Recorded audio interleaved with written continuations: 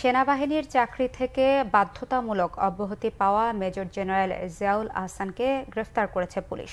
Dhaka metropolitan police সূত্রে জানা যায়, নিউ মার্কেট থানার এলাকায় হকার শাহজাহান হত্যার মামলায় রাজধানীর খিলক্ষেত এলাকা থেকে শুক্রবার দুপুরে জিয়াকে গ্রেফতার করা হয়। গেল ৬ আগস্ট আইএসপিআর থেকে পাঠানো এক বিজ্ঞপ্তিতে বলা হয়, মেজর জেনারেল জিয়াউল আহসানকে চাকরি থেকে অব্যাহতি দেওয়া হয়েছে। বিগত সরকারের আমলে গুম, খুন, নির্যাতন সহ নানা অপরাধের অভিযোগ রয়েছে জিয়াউল আহসানের বিরুদ্ধে। এছাড়া আলোচিত আয়নাঘরে আটকে অমানবিক নির্যাতনের অন্যতম মাস্টার মাইন্ডও বলা হয় জিয়াউল আহসানকে। ২০২২ সালের ৫ September national communication monitoring centre এনটিএমসির মহাপরিচালকের দায়িত্ব দেওয়া হয়েছিল মেজর জেনারেল জিয়াউল হাসানকে। নোবেলজয়ী ডক্টর মোহাম্মদ ইউনূসের নেতৃত্বাধীন অন্তর্বর্তী সরকারে আরও ৪ জন উপদেষ্টার শপথ নেবেন আজ। বঙ্গভবনে বিকেল ৪টায় অন্তর্বর্তী সরকারের উপদেষ্টাদের শপথ গ্রহণ হবে। রাষ্ট্রপতি উপদেষ্টাদের শপথ পড়াবেন। বঙ্গভবনে শপথ অনুষ্ঠানে প্রধান উপদেষ্টা উপস্থিত থাকবেন। তার বিশেষ সহকারী সাবেক মন্ত্রিপরিষদ সচিব আলী ইমাম মজুমদার ছাড়াও শপথ নিতে যাওয়া বাকি ৩ জন হলেন অর্থনীতিবিদ ওয়াহিউদ্দিন আহমেদ, সাবেক সচিব মোহাম্মদ ফাজল কবির খান এবং অবসরপ্রাপ্ত লেফটেন্যান্ট জেনারেল জাহাঙ্গীর আলম চৌধুরী। ছাত্র জনতার আন্দোলনের মুখে শেখ হাসিনা সরকার পতনের পর ৮ আগস্ট ডক্টর মোহাম্মদ ইউনূসকে প্রধান উপদেষ্টা করে অন্তর্বর্তী সরকার গঠিত হয়। প্রধান উপদেষ্টা সহ এই সরকারের সদস্য সংখ্যা এখন পর্যন্ত ১৭ জন। নতুন ৪ জন উপদেষ্টার শপথ নিলে সদস্য সংখ্যা হবে ২১ জন। ১৫ আগস্ট ধানমন্ডি ৩২ সহ কিছু জায়গায় যা ঘটেছে এগুলো অনাকাঙ্ক্ষিত। এটা বৈষম্য বিরোধী ছাত্র আন্দোলনের কর্মসূচির অংশ নয়, জানিয়েছেন বৈষম্য বিরোধী ছাত্র আন্দোলনের সমন্বয়ক সার্জিস আলম। তিনি জানিয়েছেন, শুধু বঙ্গবন্ধু শেখ মুজিবকে শ্রদ্ধা কেন, মাওলানা ভাসানী, জিয়াউর রহমান, তাজউদ্দিন আহমেদ সহ সবাইকে শ্রদ্ধা জানাতে হবে। ট্রাফিক পুলিশকে দায়িত্ব পালন করতে দেওয়ার আহ্বান জানিয়ে শিক্ষার্থীদের ক্লাসে ফিরে যাওয়ার অনুরোধে জানান এই সমন্বয়ক। আরও জানাচ্ছেন দীপন দেওয়ান। ১৫ আগস্ট ধানমন্ডি ৩২-এ কয়েকজনকে নাজেহাল করার ভিডিও ও ছবি ঘুরপাক খাচ্ছে সামাজিক যোগাযোগ মাধ্যমে। এসব ঘটনার জন্য অনেকে নিন্দাও জানিয়েছেন। এ নিয়ে শুক্রবার সকালে ঢাকা বিশ্ববিদ্যালয়ের ২১ হলে সংবাদ সম্মেলন করে বৈষম্য বিরোধী ছাত্র আন্দোলন। সংবাদ সম্মেলনে অন্যতম সমন্বয়ক সার্জিস আলম বলেন, কেউ শোক পালন করতে চাইলে তাকে বাধা দেওয়ার অধিকার কারো নেই। তবে একজন ব্যক্তির জন্য রাষ্ট্রীয় শোক সমর্থন করে না বৈষম্য বিরোধী ছাত্ররা। শেরে বাংলাকে ফজলুল হক, মাওলানা আব্দুল হামিদ খান ভাসানী, হোসেন শহীদ সরওয়ার্দী, জিয়াউর রহমান থেকে শুরু করে তাজউদ্দিন আহমেদ পর্যন্ত এই মানুষগুলো যতটুকু ন্যূনতম সম্মান প্রাপ্য কিংবা ইতিহাসের যে জায়গাটুকু তারা ধারণ করে সেটুকুও তাদেরকে দেয়া হয়নি। তাদের প্রত্যেককে তাদের যতটুকু অবদান ছিল এর জন্য তাদের স্মরণ করতে হবে। আজকে ২৪ সালে যা হয়েছে এটা ২৪ সালের ঘটনা না, বিগত ১৬ বছর ধরে হয়েছে তার ঘটনা। রাষ্ট্রীয়ভাবে এই যে শক্তি এটি পালন করা উচিত নয়। কোনোদিন সিঙ্গেল কয়েকজন মেজর বা আর্মি অফিসার মিলে এই যে একটি অভ্যুত্থান সেটা ১৫ আগস্টে ১৯৭৫ ঘটাতে পারতো না, বরং এটি একটি সামগ্রিক ক্ষোভ ছিল এবং সবার ওই যে একটি নীরবতার সমর্থনেরই কিন্তু একটি লক্ষণ। ওই হলে কিছু অতি উৎসাহী শিক্ষার্থী শোক দিবসকে কেন্দ্র করে করেছে না, ব্যক্তিগত জায়গা থেকে করেছে, এমন একটি কাজ করেছে। ইভেন ৩২-এও এটি হয়েছে। আমরা সরাসরি বিভিন্ন টকশোতে বলেছি, মিডিয়াতে বলেছি, এই বিষয়টিকে আমরা সমর্থন করি না। আমরা খুঁজে তথ্য প্রমাণের ভিত্তিতে যদি সিঙ্গেল একজন সমন্বয়ক বা সহ সমন্বয়ক পুরো বাংলাদেশে পেয়ে থাকি, এটার সাথে যুক্ত কোনোভাবে আমরা তৎক্ষণাৎ তাকে আমাদের ওই কমিটি থেকে, ওই টিম থেকে বহিষ্কার করব। তিনি আরও জানান, ৫ আগস্টের পর সারা দেশে কোনো সমন্বয়ক টিম গঠন করা হয়নি। অনেক ভুয়া সমন্বয়ক সৃষ্টি হয়েছে বিভিন্ন জায়গায়। বৈষম্য বিরোধী ছাত্র আন্দোলন আসলে এরকম কোনো কিছুকে প্রমোটই করে না যে কেউ একজন কোনো একটি হোস্টেলে গিয়ে সার্চ করবে, কেউ একজন কোনো একটি আবাসিক হোটেলে যাবে, কিন্তু কেউ একজন কোনো একজন প্রফেসরকে জোর করে নামিয়ে দিবে। আমরা এগুলোকে সমর্থন করি না। যখন জনগণের ভোটাধিকার নাই, জনগণ কাউকে নির্বাচিত করতে পারছে না, যে কেউ একজন প্রতিনিধি ওই সময় দেখেছে সে যদি তার ঊর্ধ্বতন কাউকে তেল দিয়ে, তোষামত করে, টাকা দিয়ে এই কাজটি করতে পারে, যে মনোনয়নটি নিতে পারে, তাহলে সে এমপি। তখনই সে জনগণের কথা ভুলে গিয়েছে। আলটিমেটলি জনগণের ভোট তার প্রয়োজন হয় না। আওয়ামী লীগের যারা সরাসরি ছিল, যারা পিছন থেকে সামনে থেকে মদত দিয়েছে, প্রত্যেকজন দায়ী। এবং আমি বিশ্বাস করি যে প্রত্যেকজনের বিরুদ্ধে অন্তত এই ভোটাধিকারটি নষ্ট করার জন্য এবং এটিকে সাপোর্ট দেওয়ার জন্য মামলা করা উচিত। সো শিক্ষার্থীদের প্রতি আমাদের অনুরোধ যে আর আসলে রাস্তায় নামার প্রয়োজন নেই। যে আমাদের ভাই বোনেরা তারা যেটি করেছে জাতির সংকটে, এটার জন্য তাদেরকে ধন্যবাদ। এখন তাদেরকে আসলে পড়ার টেবিলে ফিরে যেতে হবে, কারণ দিন শেষে আমরা যদি দেশকে এগিয়ে নিয়ে যেতে চাই, আমাদের একটি শিক্ষিত তরুণ প্রজন্ম প্রয়োজন, আসলে একটি ইন্টেলেকচুয়াল তরুণ প্রজন্ম প্রয়োজন যারা বাংলাদেশে এগিয়ে নিয়ে যাবে। সেই জায়গা থেকে সবার প্রতি অনুরোধ আমরা যেন ক্লাসে ফিরে যাই। কোথাও অনিয়ম হলে শিক্ষার্থীরা আবারও রাস্তায় নেমে আসবে বলেও জানান তিনি। দীপন দেওয়ান, বাংলা ভিশন, ঢাকা। এবার শিক্ষার্থীদের বাজার তদারকিতে বেরিয়ে এলো ফ্রিজ ভর্তি মরা মুরগি। বেরিয়ে এসেছে নানা অনিয়মের তথ্য। জরিমানার পাশাপাশি দোকানটি সিলগালা করে দেওয়া হয়েছে। এদিকে মাছের বাজারে বিক্রেতারা ইলিশের দাম কম বললেও ক্রেতারা বলছেন এখনও তা নাগালের বাইরে। কেজিতে 20 থেকে 30 টাকা কমেছে বেশিরভাগ সবজির দর। শিক্ষার্থীদের বাজার তদারকিকে তাই সুফল হিসেবে দেখছেন ক্রেতা বিক্রেতারা। বিস্তারিত জানাচ্ছেন মামুন আব্দুল্লাহ।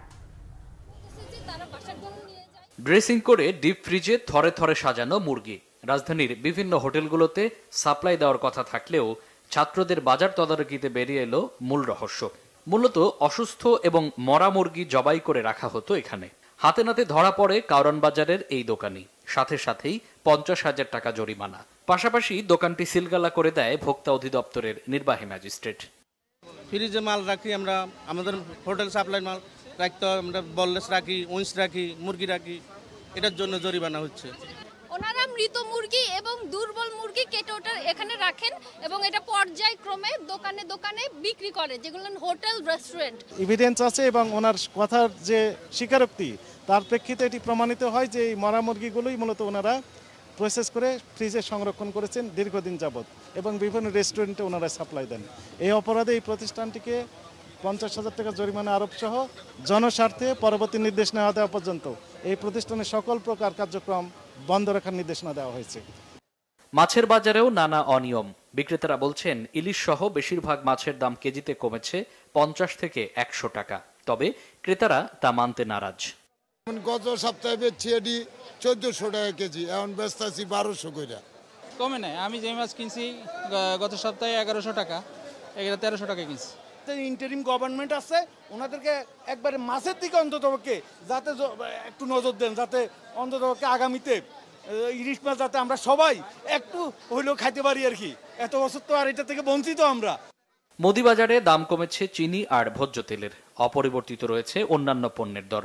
তবে কেজিতে 3 থেকে 4 টাকা বেশি দামে বিক্রি হচ্ছে সব ধরনের চাল।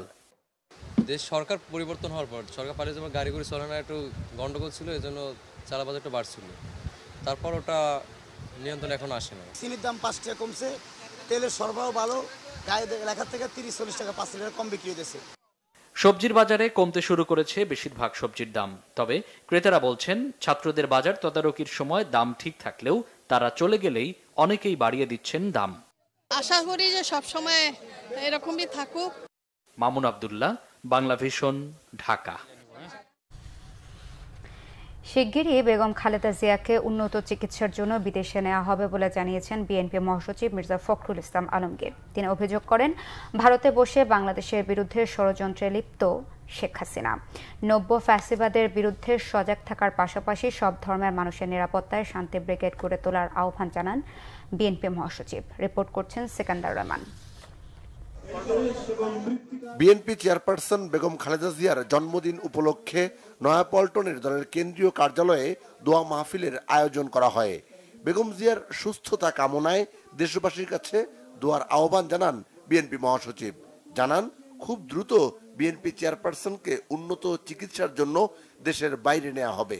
আল্লাহ যদি রহম করেন, ম্যাডাম অতি শীঘ্র আমরা বিদেশে চিকিৎসার জন্য নিয়ে যাওয়ার জন্য আমরা আল্লাহর কাছে দোয়া করেছি, এখন সুস্থ হয়ে আমাদের মাঝে ফিরে আসেন।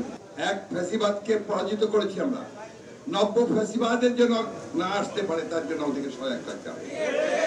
আর এই সরকার মনে রাখতে হবে, এই সরকার একেবারেই নতুন সরকার, ইন্টারিম সরকার। তার দায়িত্ব হচ্ছে সে নির্বাচন করে দিয়ে যাবে, তাই না? কিছু জঞ্জাল জমা হয়েছে, তো এই জঞ্জাল তো সলভ করতে হবে, ওইটুকু সময়কে তো তাকে দিতে হবে, তাই না?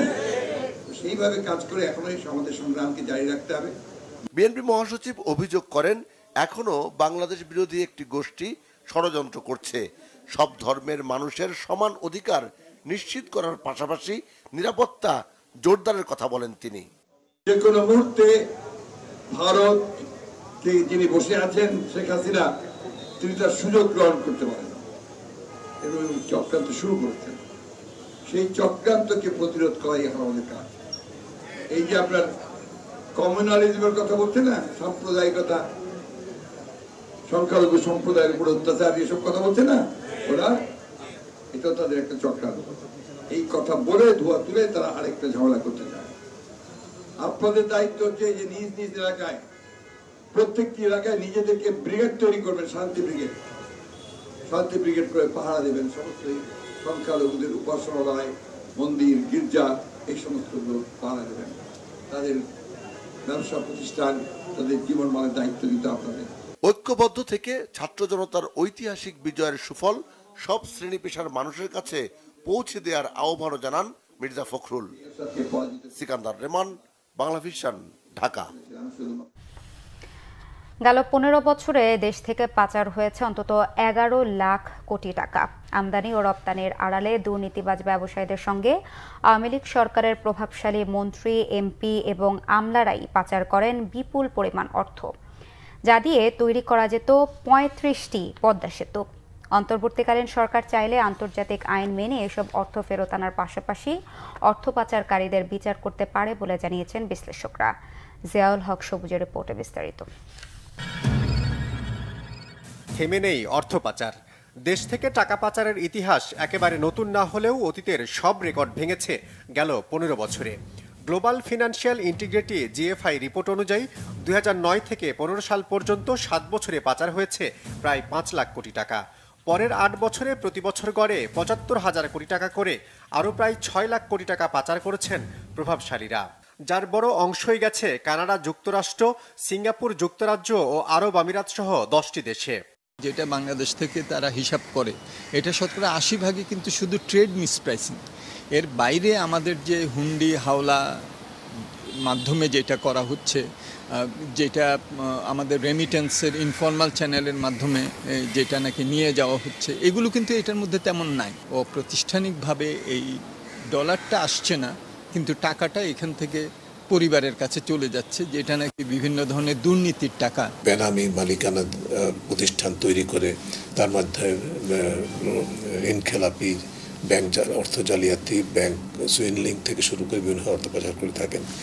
তারাই হচ্ছে এর সাথে জড়িত। অর্থাৎ তাদের কাদের কথা বলছি, যারা হচ্ছে প্রভাবশালী, ক্ষমতার সাথে সংশ্লিষ্ট ছিলেন। আমরা যদি অর্থ পাচারকে মধ্যম পর্যায়ে, ন্যূনতম পর্যায়ে নিয়ন্ত্রণ করতে পারতাম, তাহলে যে টাকা আমরা আইএমএফ থেকে ফেরতযোগ্য, মানে সুদ সহ ফেরতযোগ্য লোন নিলাম, তার 3 গুণ কমপক্ষে, প্রায় 4 গুণ আমরা কিন্তু সঞ্চয় করতে পারতাম প্রতি বছরই।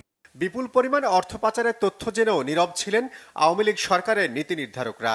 পাচারকৃত অর্থ ফেরতের চেষ্টা দূরে থাক, তাদের নাম জানানোর চেষ্টা করেননি সরকারের মন্ত্রীরা। এই পরিবর্তিত প্রেক্ষিতে নতুন বাংলাদেশে যে রাষ্ট্র সংস্কারের কথা আমরা প্রত্যাশা করছি, ছাত্র জনতা প্রত্যাশা করছে, তার অংশ হিসাবে যে প্রতিষ্ঠানগুলোকে ঢেলে সাজানো দরকার, তার মধ্যে হচ্ছে যে বিএফআইও, জাতীয় রাজস্ব বোর্ড, দুর্নীতি দমন commission, CID, attorney general office, যে প্রতিষ্ঠানগুলো যাদের উপরে এটা নিয়ন্ত্রণের ক্ষমতা, প্রতিরোধের ক্ষমতা। এখানে সদক্ষ আছেন, কিন্তু তারা অনেক সময় করতে পারেন না রাজনৈতিক চাপের কারণে, কারণ এগুলোর সাথে যারা জড়িত তারা তো রাজনৈতিকভাবে শক্তিশালী। বিশ্লেষকরা বলছেন, আন্তর্জাতিক আইন কানুন মেনেই দেশে ফেরত আনা সম্ভব পাচার হওয়া টাকা। সেই সঙ্গে সরকার চাইলে কারসাজির মূল হোতাদের ফেরত আনতেও মিলবে আন্তর্জাতিক সহায়তা। আমরা যদি তৎপর হয়ে সরকারের সদিচ্ছা থাকে যে ধরাছোঁয়ার বাইরে আর থাকা যাবে না, তখন যারা পাচার করেছেন ইতিমধ্যে তাদেরকে চিহ্নিত করে যে দেশেই হোক, এখন পৃথিবীর প্রায় সব দেশই কিন্তু জাতিসংঘের সঙ্গে আন্তর্জাতিক দুর্নীতি বিরোধী কনভেনশনের সদস্য রাষ্ট্র, সেই হিসাবে আমাদেরকে তারা সহযোগিতা করতে বাধ্য যদি যথাযথ প্রক্রিয়া অনুসরণ করা হয়। আমরা জানি যে মালয়েশিয়া, সিঙ্গাপুর থেকে শুরু করে টরন্টো থেকে শুরু করে পৃথিবীর বিভিন্ন দেশে এরা বিভিন্ন ধরনের স্থাবর সম্পত্তি কিনেছে, অ্যাকাউন্টসে রেখেছে। এগুলো কিন্তু আমাদের বাংলাদেশ ফাইন্যান্সিয়াল ইন্টেলিজেন্স ইউনিট যেটা আছে বাংলাদেশ ব্যাংকে, তারা কিন্তু যে কাজটা করার কথা ছিল তো সেটাও তো আমরা তো ঠিকমতো করিনি। সুইস ব্যাংক সহ বিভিন্ন বিদেশি ব্যাংকে বাংলাদেশিদের কার কত টাকা রয়েছে সেই তথ্য জানতে সরকারকে উদ্যোগ নেয়ার পরামর্শ দিয়েছেন বিশ্লেষকরা। জিয়াউল হক সবুজ, বাংলা ভিশন, ঢাকা। ছিল এখনকার মতো। পরের সংবাদ বিকেল 4টায়, এর আগে 3টায় রয়েছে নিউজ টপ 10 দেখার আমন্ত্রণ রইল। এছাড়া বাংলাদেশের সংবাদ ও সংবাদ সংশ্লিষ্ট অনুষ্ঠান দেখতে ভিজিট করুন www.bbnews24.com ও facebook.com/bangladeshi-news এবং সাবস্ক্রাইব করুন youtube.com/bangladeshi-news। এতক্ষণ সাথে থাকায় ধন্যবাদ সবাইকে।